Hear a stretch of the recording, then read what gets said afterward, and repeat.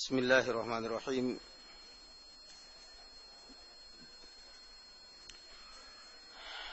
Alhamdulillah hamdan katsiran tayyiban mubarakan fih. Wa sallallahu ala nabiyyina Muhammad wa ala alihi wa ashabihi wa sallama tasliman katsira, amma ba'd.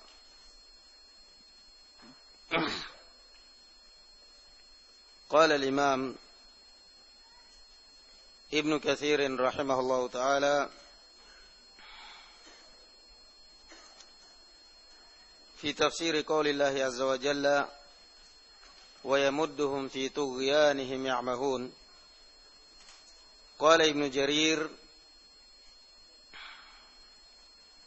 والصواب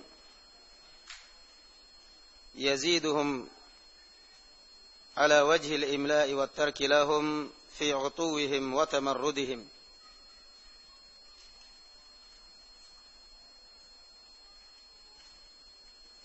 كما قال تعالى ونقلب أفئدتهم وأبصارهم كما لم يؤمنوا به أول مرة ونذرهم في طغيانهم يعمهون.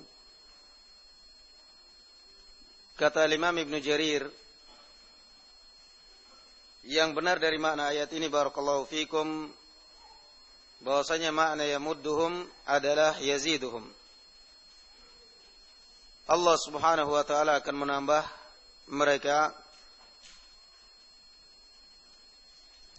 menambah kesesatan dan kezaliman mereka ala wajhil imla wa tark lahum fi utuwihim wa tamarrudihim.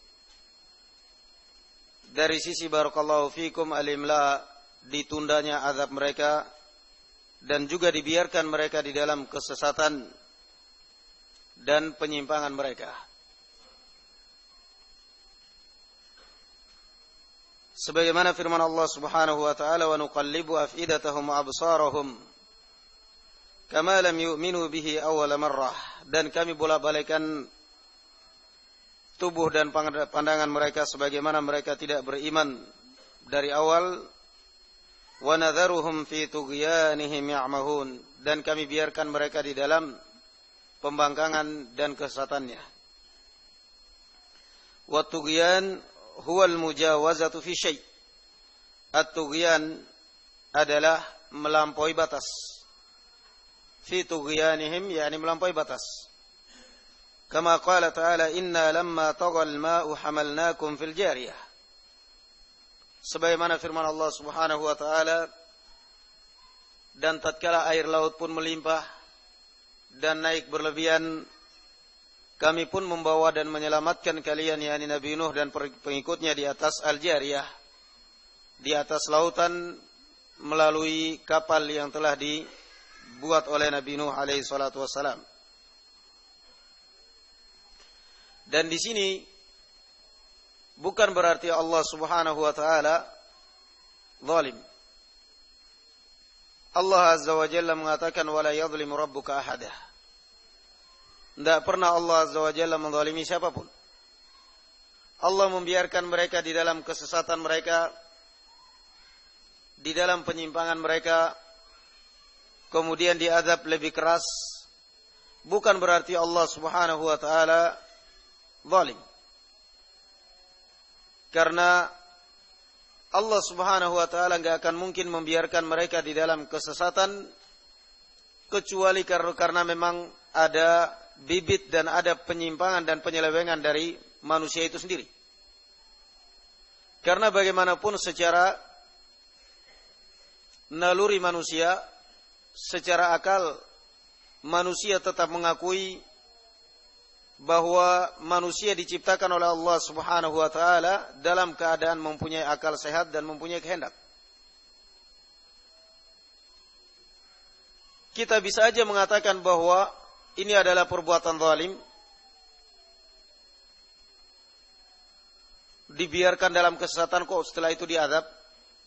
Kita bisa aja mengatakan bahwa ini adalah kesesatan barakallahu fikum, kezaliman barakallahu fikum, kalau seandainya Allah Azza wa Jalla tidak menciptakan kepada manusia akal yang bisa membedakan mana yang baik, mana yang buruk.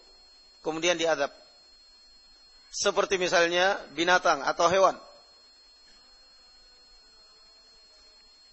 Allah menciptakan kambing dan menciptakan akal hanya sekedar bisa makan, itu pun makanan kelasnya rumput.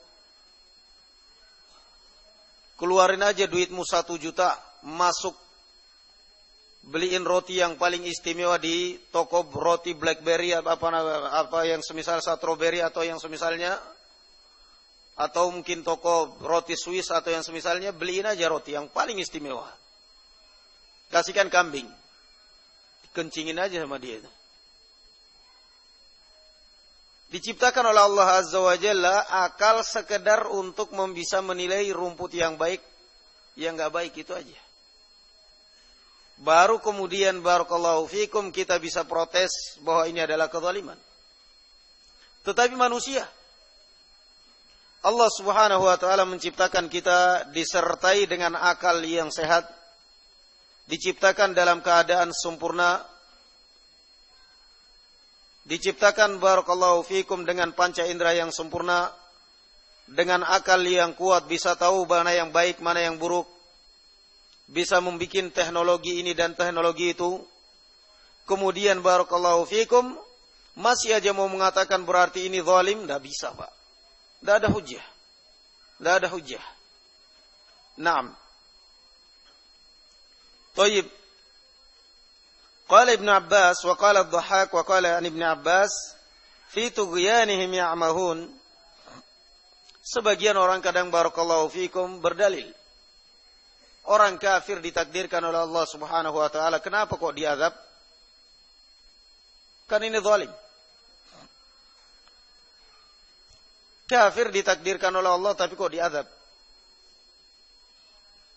Naam, masalah orang kafir ditakdirkan oleh Allah Subhanahu wa taala itu benar. Masalah diazab juga benar. Masalah zalim salah. Kenapa? Karena Allah Azza wa Jalla tidak menciptakan satu manusia pun, entah yang kafir maupun yang muslim barakallahu fikum, kecuali mesti diberi akal sehat untuk berfikir. Makanya Allah Azza wa Jalla, kapan seorang hilang akalnya dalam alias majnun, gila, hilang bagi dia beban syariat. Gugur bagi dia beban syariat. Fana'am, akan dikatakan zalim barakallahu fikum kalau seorang yang membuat racun tikus misalnya, kemudian ditulis di luarnya barakallahu fikum, misalnya obat kejantanan misalnya. Racun padahal. Sudah ditulis racun tikus, racun babi. Ditulis di kemasannya, Pak mau beli apa? Racun. Hati-hati Pak, jaga dari jangkauan anak-anak, ini sangat berbahaya. Sampai di rumah, jangan-jangan gak mempan nanti sama tikus, coba dulu sama diri saya sendiri coba. Saya kurang percaya sama yang punya toko tadi. Telan dulu. Kalau kira-kira saya teler ya berarti tikus lebih-lebih. Kalau saya mati ya berarti tikus lebih lagi nantinya. Berarti sekarang yang zalim siapa? Yang zalim yang beli atau yang jual? Yang zalim yang beli, balelo. Naam. Demikian juga Allah Subhanahu wa taala, ya akhi barakallahu fikum. Allah menciptakan kita dan menakdirkan, nih perbuatan kufur, nih perbuatan, ini jalan menuju surga, ini jalan menuju neraka. Masih aja ada orang yang milih jalan menuju neraka, kemudian masih mau mengatakan, kan zalim, ditakdirkan Allah kok zalim. Enggak zalim. Enggak zalim. Orang sekarang barakallahu fikum, kita lihat banyak yang produk obat anti nyamuk, baygonnya, ininya, macam-macamnya, kemudian ada yang minum. Siapa yang zalim? Kita katakan kemudian lapor polisi, Pak, tutup itu pabrik baygon. Kenapa? Masa ada anak minum baygon sampai mati? Yang salah bukan pabriknya, Pak. Pabriknya ingin berbuat baik supaya orang tidur aman dari nyamuk. Tetapi ternyata barakallahu fikum masih aja orang memilih seperti itu karena frustasi mungkin. Fana'am barakallahu fikum, tidak bisa. Tidak bisa dijadikan dalil dan tidak bisa dijadikan hujjah. Kecuali kalau memang seperti itu tadi. Orang gila diazab. Anak kecil diazab. Mungkin aja.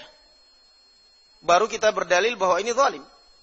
Orang sudah umur 15 tahun, 20 tahun, 40 tahun, 30 tahun. Bisa membedakan, coba kasih rongsokan dengan kasih berlian, mana yang dia pilih?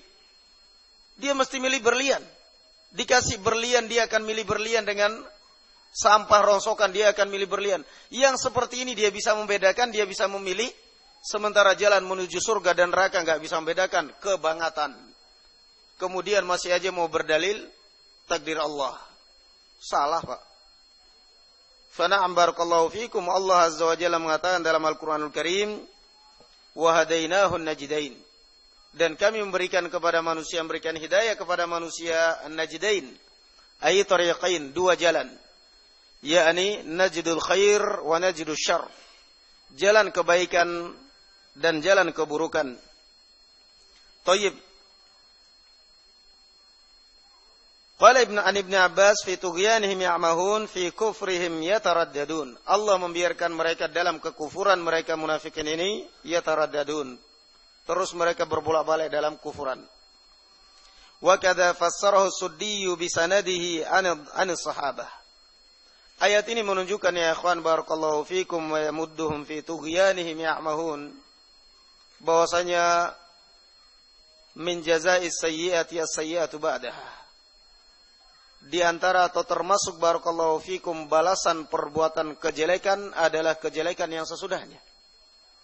Lihat aja kalau orang sudah meninggalkan sholat sekali aja, mesti biasanya pantang menyerah kecuali illa yasha Allah. Kalau sudah meninggalkan sholat sekali, dua kali, tiga kali, kesananya akan semakin berat. Karena dia semakin berbuat maksiat, balasannya hukumannya adalah maksiat yang berikutnya. Biasanya sadarnya kalau sudah babak belur biasanya. Sadarnya kalau sudah barakallahu fikum sekian tahun baru sadar kembali atau sekian bulan baru sadar kembali. Menurut dia barakallahu fikum dengan mengejar dunia, saya sekarang lagi ngejar kekayaan, lagi ngejar proyek ini, lagi ngejar skripsi lagi ini dan lain sebagainya.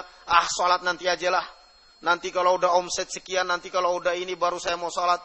Menurut dia kalau udah meninggalkan salat, sibuk dengan kerjaan, akan kaya dadakan sudah. Padahal ya gitu-gitu aja. Kok sekarang datang salat berjamaahnya jarang? Misalnya. Kok sekarang datang salat masjidnya jarang? Lagi sibuk kerja. Sampai berbulan-bulan jawabannya sibuk kerja, tapi gitu-gitu aja juga orangnya. Kaya juga enggak, tambah melarat malahan. Kalau misalnya mungkin lagi sibuk kerja, ternyata tahu-tahu udah dapat mobil sekian banyak, rumah ini. Orang mengatakan, wah ini orang terfitnah dengan dunia, benar nih orang. Tapi mau dibilang terfitnah dengan dunia juga enggak. Mana juga dunia yang dia kejar. Enggak juga. Motor aja enggak punya. Kredit aja enggak bisa. Tidak lain kecuali kalau memang barakallahu fikum tashwilatu syaitaniyah. Kecuali karena memang bisikan syaitan. Wa jazaa'u sayyi'atin wa min jazaa'i sayyi'ati as-sayyi'atu ba'daha. Wal 'iyadzu billah. Qala wa kadza fassarahu as-Suddi bi sanadihi an as-sahabati wa bihi yaqulu Abu al-Ali wa Qatada wa Rabi' ibn Anas wa Mujahid wa Abu Malik wa Abdurrahman ibn Zaid fi kufrihim wa dhalalatihim. Qala Ibn Jarir wal 'ammah ad-dhalal wal 'amah fi tughyanihim ya'mahun wal 'amah ad-dhalal ya'mahun. Amaha ya'mahu, al-'amah ya'mahun adalah ad-dhalal, sesat, kesesatan. Yuqalu amaha fulanun ya'mahu amahan wa 'umuhan idza dhalla. Kalau seorang tersesat dikatakan amah. Naam, ya'mahun yakni yadhillun, tersesat. Mereka tersesat di dalam kekufuran mereka dan dibiarkan oleh Allah Azza wa Jalla dalam keadaan seperti itu, wal iyadzu billah. Qala wa qawluhu fi tughyanihim ya'mahun fi dhalalihim, dalam kesesatan mereka.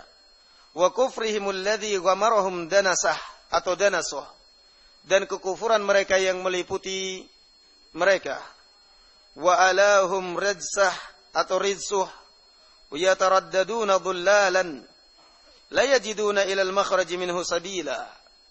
Karena memang mereka sudah mendarah daging dengan kemunafikan dan kekufuran, sehingga rasanya tidak ada jalan bagi mereka untuk bisa keluar, untuk bisa lepas dari kekufuran.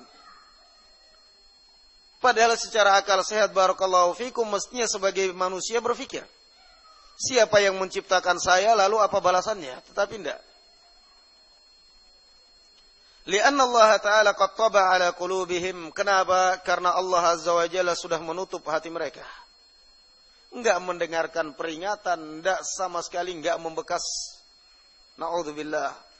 Wa khatama 'alaiha wa a'ma absarahum, dan Allah telah membutakan mata-mata mereka anil huda wa aghsyaha, dari petunjuk. Fala yubsiruna rusdan wa la yahtaduna sabila. Mereka pun enggak bisa melihat petunjuk, enggak bisa mendengarkan kebaikan sama sekali. Qala ba'dhum al-ama fil 'ain wal 'ama fil qalb wa qad yusta'malu al-'ama fil qalbi aidan. Sebagian ahlul lughah membedakan bahwasanya al-'ama ain mim alif, al-'ama fil 'ain. Dikatakan fulan asabathu al-'ama, yakni kalau buta mata. Tapi kalau al-'amah, haknya akhirnya ain mim ha, al-'amah artinya buta hati. Mana yang lebih mending? Buta mata atau buta hati? Yang lebih parah buta hati. Kalau mau dibilang lebih mending sih nggak ada yang pingin buta. Yang lebih parah buta hati. Kalau buta mata, barakallahu fikum, banyak para ulama yang buta matanya tapi hatinya lebih terang daripada orang yang matanya terang. Tetapi yang repot kalau sudah buta hati, barakallahu fikum, terkunci dari kebenaran, sama sekali enggak terbuka. Wal iyadu billah.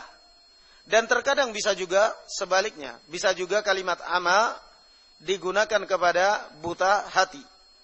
Sebagaimana firman Allah, fa innaha la ta'mal absar walakin ta'mal qulubul lati fis sudur. Wa yuqalu amaha ar-rajulu ya'mahu amuhan fa huwa amihun wa amihun wa jam'uhu ummuh atau umahun. Wa dhahabat ibiluhu al-amha'u idza lam yadri aina dhahabat. Ini pada asalnya, barakallahu fikum, secara bahasa al-ama, perbedaan antara al-ama dengan al-amah. Hanya saja perbedaan seperti ini, barakallahu fikum, pada asal kalimat, tetapi bisa saja dikatakan orang yang buta hati dari kebenaran juga dikatakan ama. Buta hati dari kebenaran, na'udzubillah.